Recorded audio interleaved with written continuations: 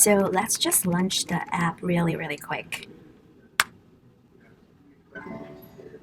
So here is the interface, and it would first ask you what's your name. So for example, if I enter Victoria, it's going to show you the options you can do. For example, if I wanted to search the breweries by zip code, then I can do, I don't know, let's try somewhere near home.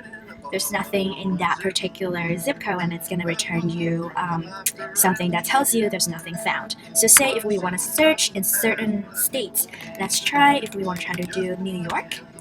Hey, we found a brewery, and it's going to ask the user if they wanted to favorite. And so if I want to favorite these lists, I can go through some of them. I can say yes, I can say no. There's clearly tons of breweries in New York.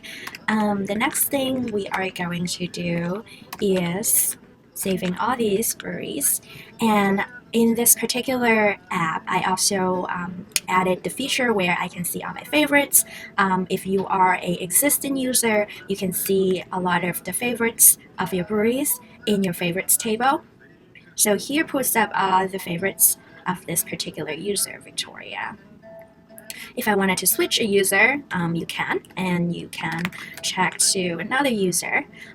If I wanted to update the user's name, I can also do that. Let's try to switch it to someone that I don't know, and this is going to be automatically created in a user table with this particular username, hi. And say that I don't really want this person, I just make a mistake. What I have to do is I'll have to delete my account, so I'll just enter this option, and it's going to tell you that your account has been removed.